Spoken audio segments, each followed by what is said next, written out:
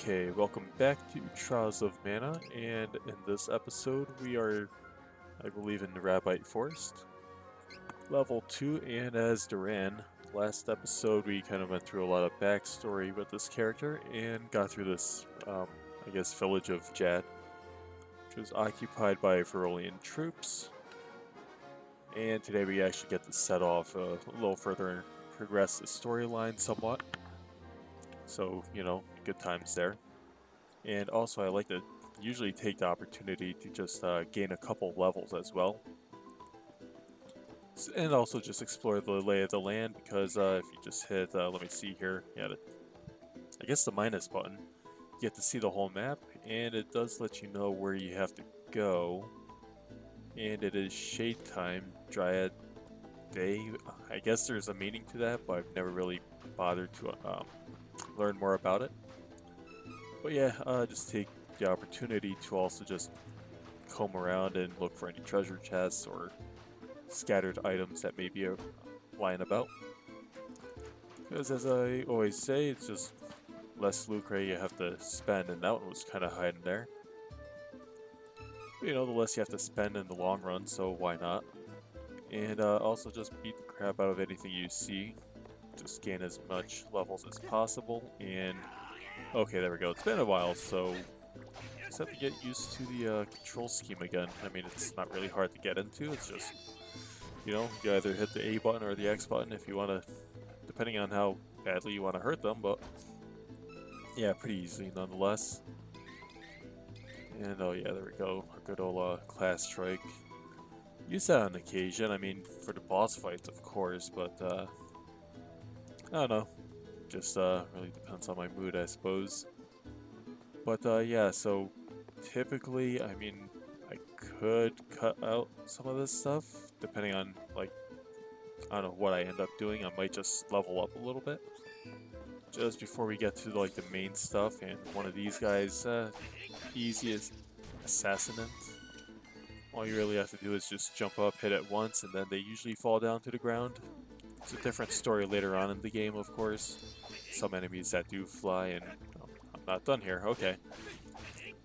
Perfect. But later in the story, there are enemies that do fly, but a little tougher to actually knock down, which is annoying, but it is what it is. I mean, you have spells later on if you do choose to use that. I use them kind of sparingly. I mean, I just really depended on my other characters on healing, or, you know, just doing what they felt was best. I kind of just left it up in their hands to, you know, the Department of Magic. It's just too much micromanaging. But yeah, I just paid attention to what my character was doing. And as long as the other guys kind of were healing correctly, then that's fine. Sometimes they may just be kind of lagging on, well, slacking off, and you get close to death, so then I kind of micromanage a little bit, and just kind of toss in a few heals here and there. But yeah, I mean, practically when they do give you the option to just roam about the map, I just kind of like to be thorough. And in the process, you just take on additional monsters, so you'll get to at least level 3 or 4 pretty easily. Then besides that, yeah, just looking for some nice statues here, heal up, and also save in the process, because hey, God knows you never know what happens. Although it is a well, it is a Let's Play, so you should be a little bit more careful about saves, because it doesn't take much for a save file to get, like, completely messed up. It could happen. And mushrooms, interesting design. I mean, you gotta have a nice heart over their head. Aside from that, very harmless until later in the game, of course. And I also thought this was a weird place. It just kind of transitions like this to a side mode like this. I just never understood it, but if you tried entering here, you'll get hit with a little force field, so of course this is like a holy place you're trying to enter, so have that chance on actually being able to get access there yet. So in this case, we just have to kind of traverse along, and let's see, we have to go to Town Astoria, or Lakeside Town Astoria, which is fine. Though I do want to do a little bit more exploring first. And I think that just involves going this way here, so that's fine. Some additional creatures to fight, which I'm more than happy to do. Also, they're level 3, so they should be giving us some nicer experience. And also, if you defeat these guys under 10 seconds, the better. Nice little bonus, never hurts, especially in this game. Oh yeah, and the chest, there we go.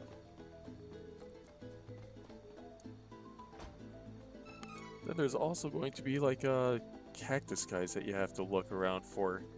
I was never wholly invested in the world of like Secret of Mana, or the other games I should say. So I'm not certain like the whole role of that cactus guy. I mean, I know he makes cameos in other games certainly, but you know, I take it it's kind of like the Moogle in Final Fantasy. Whereas, you know, the best representation of a Moogle I have in my mind is from Final Fantasy VI, since you play a pretty central role. Especially early on in the game, you know, you just have like freaking Moogle Central going on at the beginning. You get to play as like so many variations of, well, so many different Moogles, albeit their abilities are pretty much the same except for good old Mog, who can, you know, pretty much just dance and cast magic that way. Very unique, or at least very interesting character to play as in that game. But yeah, I take it the cactus guy is kind of like that in a way. That just makes a cameo throughout the whole Mana series. I tried playing some, maybe like the Game Boy Advance, but oh yeah, here we go. Here's this guy here. I think he talks about like a shining light over the lake. And surprisingly, I guess this game plays out the same way depending on no matter who you choose in your party or your main character. It just seems like no matter what, you're going to be going the same path. Same exact like linear progression, I guess. Go to Jadd, find out that's occupied, then you go to the next cities and all that. And I guess that doesn't really change much. For some reason I was thinking that would be a little different. But no, I guess not. So yeah, so I was talking about that trying other Mana games in the series. I think the last one was maybe Game Boy Advance or something on the Game Boy. And I don't know, I just could not get into it. It just seemed can't explain it exactly, but it's just like, I don't know, just something very static about how the games play out, or RPGs in general. And I guess I could go into it, but I don't know, trying to discuss that and just trying to play the game at the same time, I think my mind would get a little cluttered pretty quickly. And then that would just like go nowhere really quickly. So yeah, so we talked to him, so now we should be able to just progress to the next Lakeside village. Hopefully we can gain a level. Really hoping on that. At least one more level. We're level 3 right now, and you know, I figured there was some. Well, actually, we just have to beat the battle, then we can see. Yeah, 57 more for the next level. So we're getting along there. Although I would like to just get one more level before moving forward. Let me gauge how much experience we're getting exactly. Oh, and I love this. So reminiscent of Castlevania 2. Freeze the game for a couple moments, and okay, there you go. You can play once again. But yeah, let's see. Let's just find a couple more things to beat up on, because I really want level 4. Here we go. Yeah, so let's see. Hopefully we can just mop this up and maybe, I don't know. Ideally less than 10 seconds, but that ain't happening. Unless, let's see, probably should be able to take these guys out pretty quickly. Yeah, 10 seconds. It helps. Huh. Okay, really? Oh, that's why I'm doing it the wrong way. Stupid. That's for items, and that's for class strikes. Talk about looking stupid. Bam. There we go. It's an innocent rabbit. Easy enough to destroy, but I don't know, something satisfying about it. And just 2 more, really? Okay, well, here we go. This should do it. They respawn pretty quickly, actually. And crosscut should do the trick. Hopefully. Okay, cool. And rabbit. Bye-bye. Yeah, there we go. So level 4. I'm a little happy about that. So, yeah, I'm more than happy to just progress with the rest of the storyline here. I'll probably just cut out the bits where I was just leveling up. Maybe, maybe not. Maybe I'll just keep it in just for the sake of, he got me. Alright, additional experience it is. Okay. Okay, there we go. So we just move on forward, and then we have, I think it's the Lakeside Village, right? Loki the Golden Knight. Duran's father Loki. Okay. It'd be interesting to see what classes we can change into as Duran.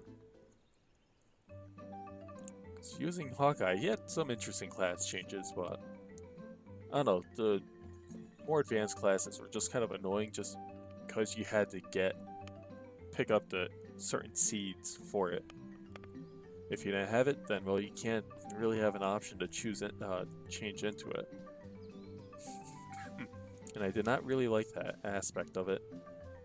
And I was able to get that, and then well, what I was surprised to see also was there's like additional gameplay after you beat the game, which is cool.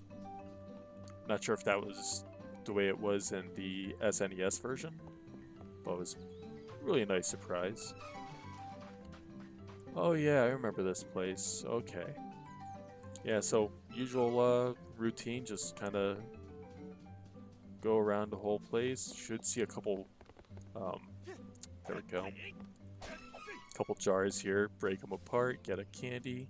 Then I think there's a chest here. This place should be abandoned, from what I recall. Yeah. Or okay, just item here, medical herb. Yeah, those things are so useful.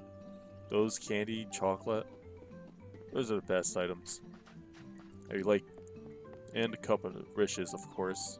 Although I keep wanting to say cup of noodles, but that is just me though. It's just all the basic items I only make use of. I never really use the items that cast magic all that much. Okay, so usually so calm. And well, I'm pretty sure that dog knows what's going to happen. It's going to be some bad times. But yeah, a lot of pumpkin patches here, and I guess... Okay, so we have to speak to a bunch of people, just random people. Some curses, okay. Yeah, so these are the times which, I don't know, just kind of boring. It's like, okay, you speak to a couple people in order to progress the plot.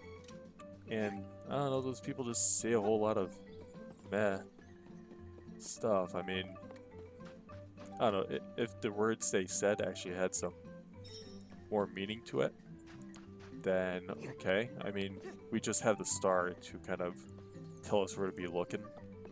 So it kind of ruins the whole fun of like exploring the area and trying to figure out like where you have to go.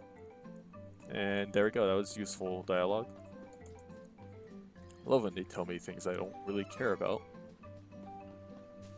But nonetheless, alright, so 14 minutes we're at, so wait, I can't access there, okay. So we're just gonna talk to a bunch of random people and then alright, so is this the same guy? Maybe it is, but yeah, he was talking about the shining thing earlier too. Alright, so this is... what is this place? Just a random residence? Okay. Yep, and we know all about that. Really do not like when I get the silver statue. That's just a bummer most of the time. It's like there are times when you could really use that HP and MP restore, but no, you just get teased when you do see something you think is going to help. And yeah, so let's see. I think talking to these people is just going to be a huge waste of time because, I don't know, dialogue is just eh. But, you know, what the important thing is just checking around for things to pick up and for stuff to break. Yeah, magic rope, there we go. But it's like, it's crazy how much, like, items are just tossed around here. How many items and jars are lying around just ready to be broken. Oh, and I missed too. Okay, there we go. Didn't work out very well. I figured there would be like a treasure chest. There's gotta be something I missed. Yeah, that's strange. I always come up across at least one chest. And just before we do that, we're going to double check. I will check out this weapons shop and see if there's anything worth buying at this point. It's hard to say. Okay, there we go. That's enough of an answer here. So there we go. Got ourselves a new item, or a new weapon, and just get rid of the bronze sword. I mean, I guess technically this is what our father used to use, but yeah, let's be honest, it's a bronze sword, so it ain't gonna save my life in the long run. So, with that being said, we should have... Okay, where's the armor shop here? It's gotta be in here then. Unless... Oh. Gotcha. Yeah, so let's see. So, sleeping on the job, how dare you? Wow, okay. I did not remember that.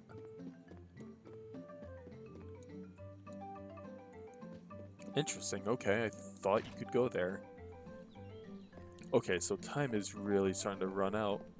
So, I think what we'll do is, we'll just go ahead and, well, let's save, and then in the next episode, we'll go ahead and continue onward with the plot. Thank you everybody for watching, and I will see you next time.